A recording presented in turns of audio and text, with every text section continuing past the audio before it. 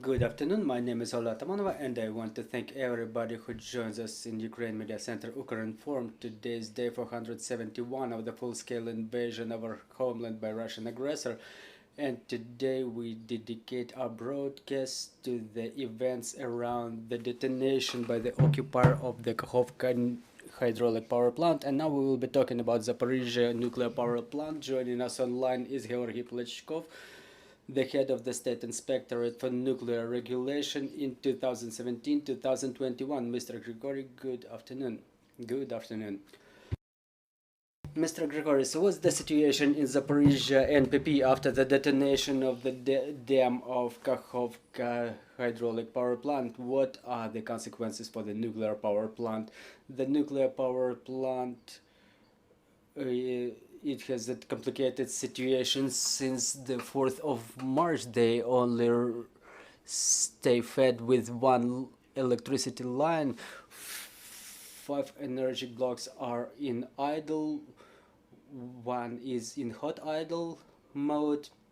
The water for cooling of the active zones of the reactor, even given the level of water in Kakhovka water reservoir and given the reserves available at the nuclear power plants, so those reserves are sufficient for cooling of both active zone of the reactor and the cooling pool.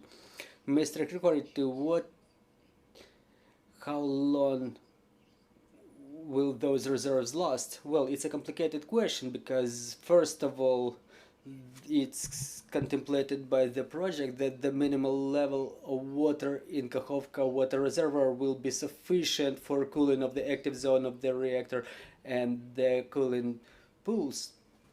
And after the catastrophe in Fukushima 1, us as a state were involved in the stress test for the Zaporizhia nuclear power plant. We were playing this scenario for Kakhovka water reservoir and the nuclear power plant of Zaporizhia,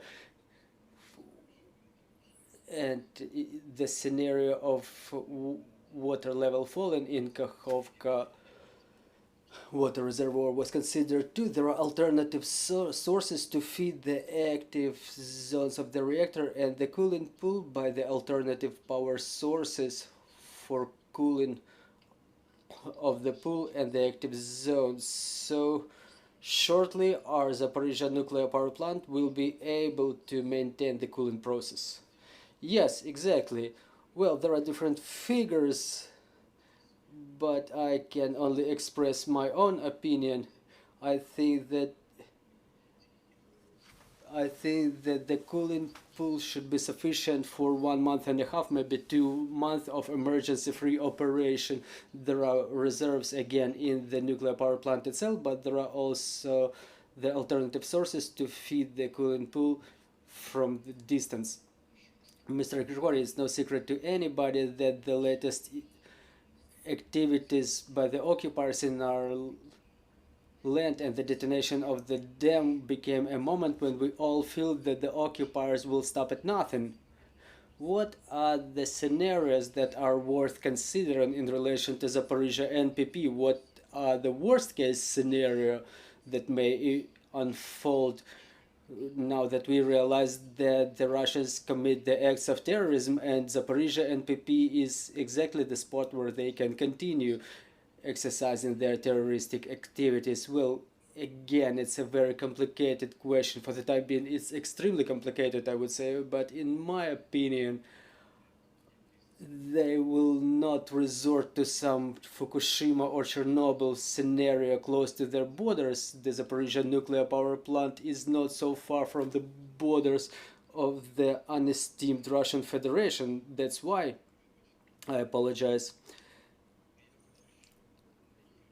I think that the worst case scenario may be flooding of our active zones of reactors.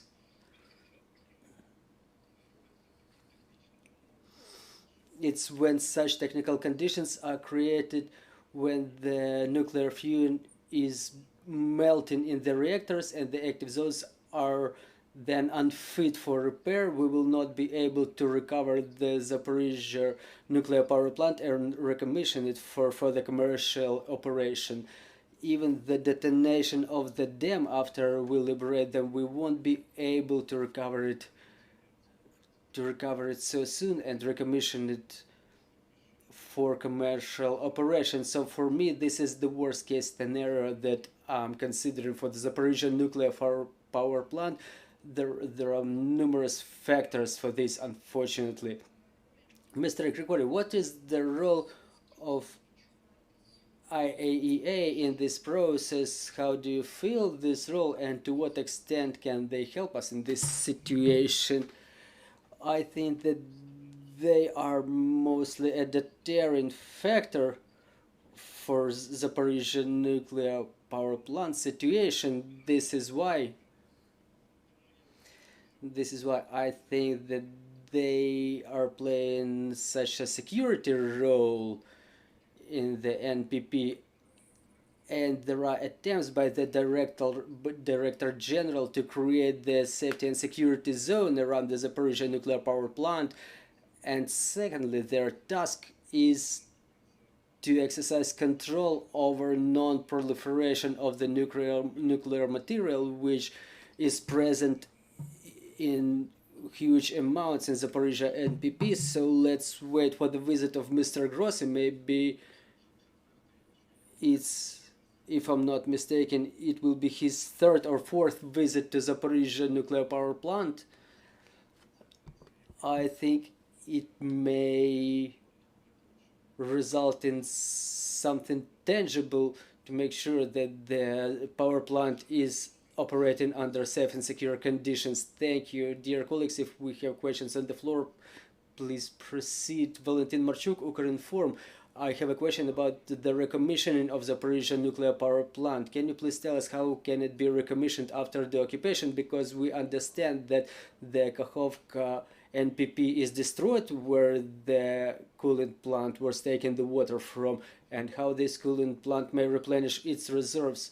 I absolutely agree with you. Without the solution of the problem with the Kakhovka water reservoir and the dam and reconstruction of the Kakhovka reservoir dam, it's impossible to recommission the Zaporizhia nuclear power plant. This issue will have to be solved.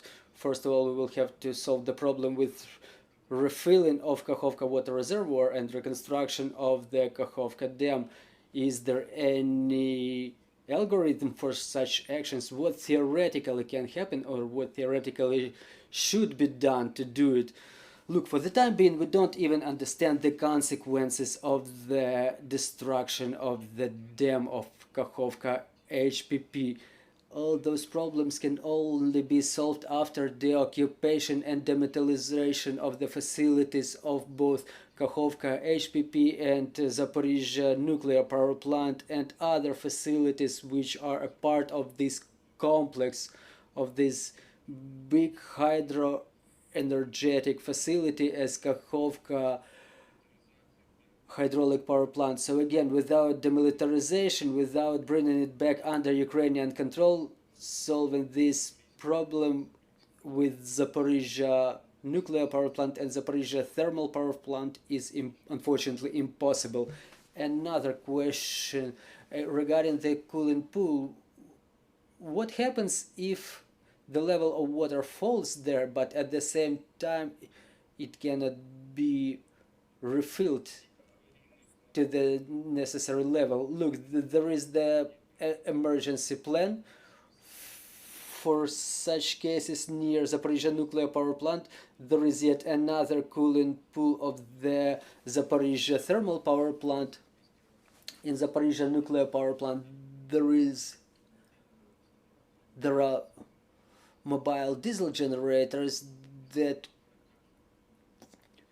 make it possible to pump the water for cooling to the Zaporizhia nuclear power plant. And on top of that, there are drilled wells at the Zaporizhia nuclear power plant from where the water can be taken for cooling purposes. Also, no matter how complicated it is, but it's still possible, it will be the most difficult option to take water directly from Dnipro to refill the cooling pool. Well, I'm talking mostly not about the technical component, but rather about the Russians who may create obstacles for this process. Yes, definitely it's one of the factors that exist in Zaporizhia nuclear power plant. There are really Russian military present there and some unidentified personnel of Rosatom. There is heavy material, there is ammunition placed there, so I absolutely agree with you that presence of the Russian military and some unidentified Russian personnel is yet another factor that may result in different unforecasted events in Zaporizhia nuclear power plant. That's yet another hazardous factor that exists there for the time being. Mr. Hryhorii, yet another question. Given the fact that the team that works in the Zaporizhia nuclear power plant, our team, are they sufficient to launch this emergency scenario? Look, according to different assessments, there is the critical number of specialists left in Zaporizhia nuclear power plant who may launch this emergency plan in case of any emergency. There are different scenarios again, and there are different kinds of people there, but in my opinion, our personnel is sufficient in just not to let the events unfold under the emergency scenario. You know, the city of Energodar is a hostage, and so to say, and people who live there, they are hostages, and they ensure the safe operation of the Zaporizhia NPP, and I think that they're sufficient in numbers. They are our licensed personnel. They were properly trained to work on Zaporizhia nuclear power plant. However, the psychological impact of the occupiers, it brings its results. So again, it's a complicated question, but I think that our personnel is professional enough to impede any emergency scenarios. So another question about our personnel there, do we have any news about what's going on there? Do the Russians still exercise the pressure on our professionals who remain working there, who maintain the operation of the Zaporizhia nuclear power plant? Well, according to the latest information from different sources,